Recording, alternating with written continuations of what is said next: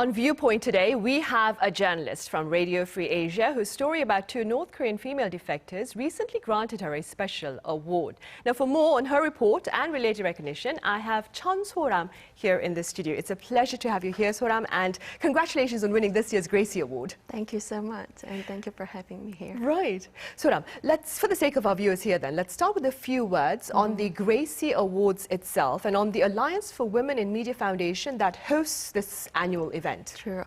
So the Gracie Awards is established in 1975, and it marks 47th anniversary this year. And the Gracie Awards are mainly for women in media.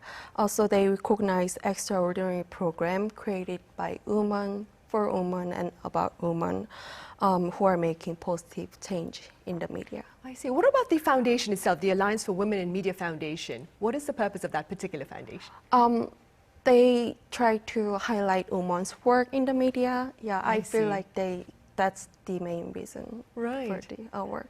So now, among the winners for this year, aside from yourself, of course, we have Melissa McCarthy and Kelly Clarkson, just to name a few. How do you feel? It felt really unreal at first, and it's been only 1.5 years since I started working with RFA, so I was not expecting to win the Gracie Awards, to be honest. And yeah, it would have been really impossible without unconditional help from my editor, director, and my coworker. So I just can't forget the moment I figured out about the Gracie Award.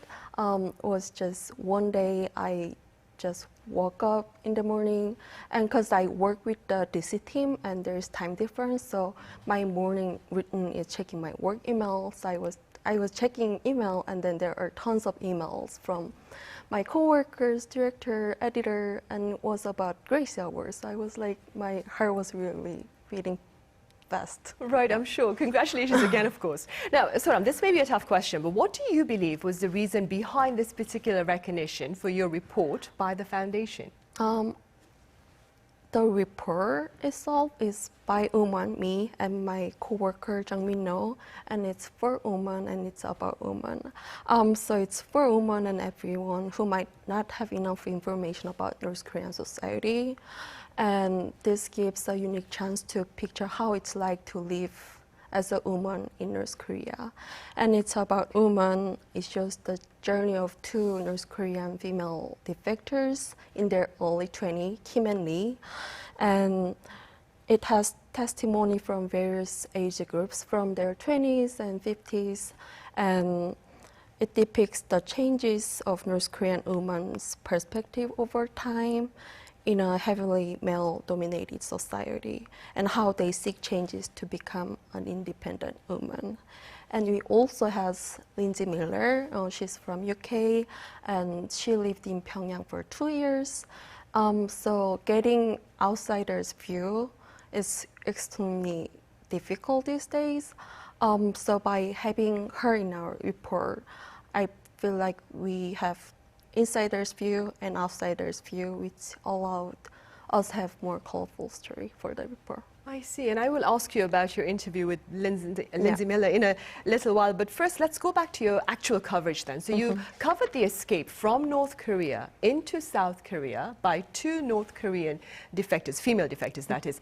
How did you first meet them, and what were your initial thoughts about them during your first encounter?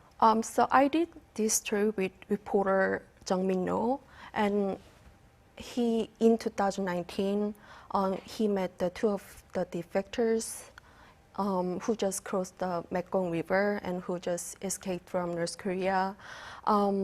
So he followed the defection journey, and he met like 13 people of North Korean defectors, and the two of them are among the 13. So that's how we first met. Not me, but him, how he first met them, and that's the starting point of our project for this one. And for me, I met them last year in September, I guess, and like the first initial encounter, my impression was just two young two young Korean women in their early 20s. But then after I have a conversation with them, after I interviewed them about what they went through, about defection journey, I just couldn't believe what they went through. So after the conversation in interview, I see them as two young, brave, independent women in South Korea. Right, I'm sure their bravery, of course. The title of your report, Soram, it translated into English literally is Rerouting, Define the Given Path and Paving a New One, which I understand is essentially what these two female North Korean defectors were seeking to do. Tell us a bit about the given path for North Korean women and the new path that they seek to pave. So the given path, in North Korea, it's heavily male-dominated society. They face severe gender inequality in their daily lives. They feel pressure to get married, have children, and have family before a certain age.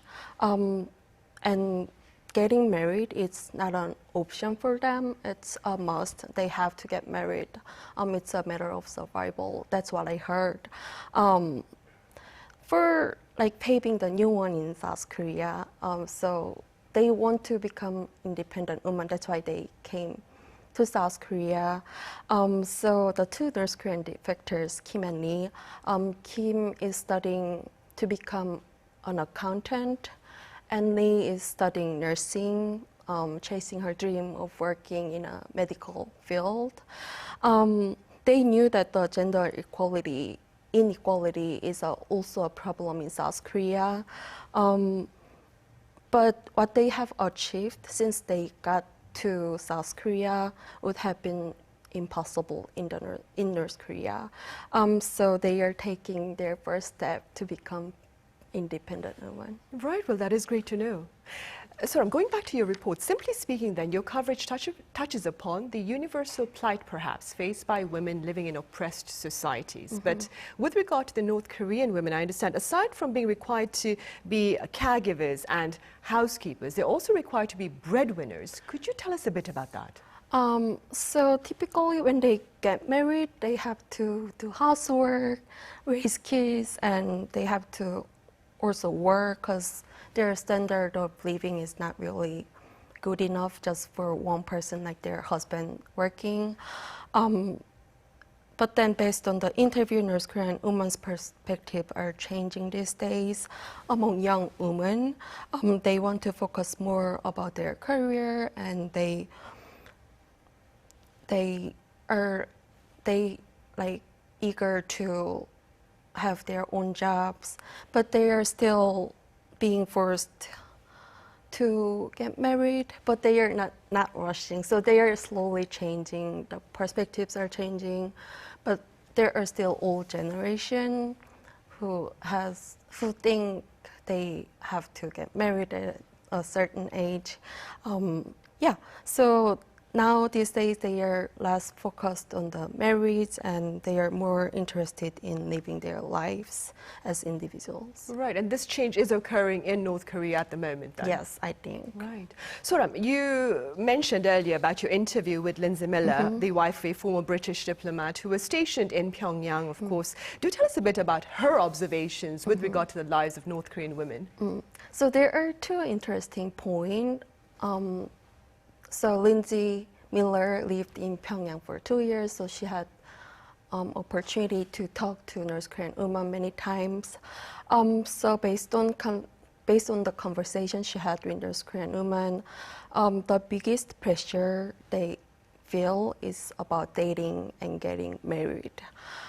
So their parents are forcing them to get married, and as I said earlier, their perspectives are changing these days.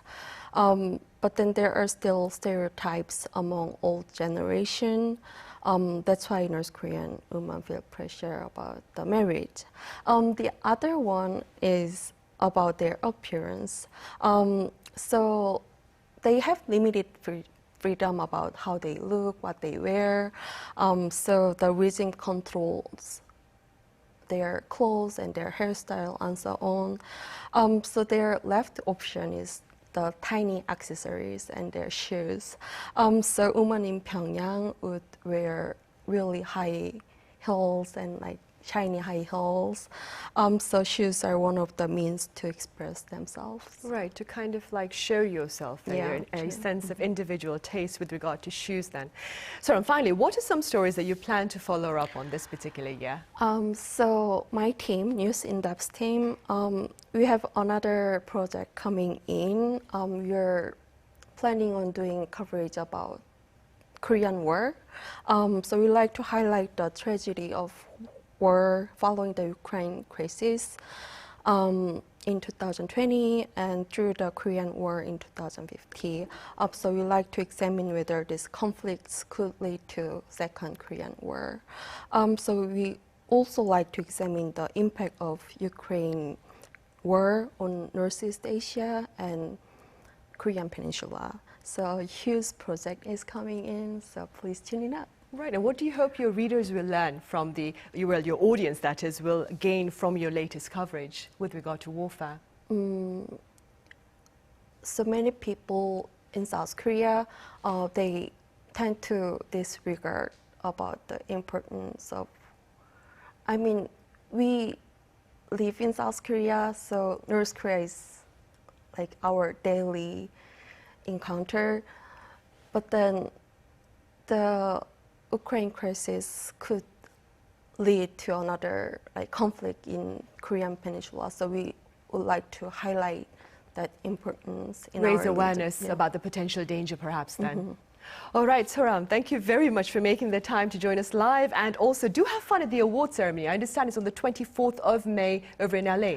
Oh, actually, I'm not going there. Reporter No is going there because like I have coverage plan in South Korea, so I just couldn't make it. Well, that's unfortunate, but still, congratulations on the Thank you Gracie so Award. much. All right.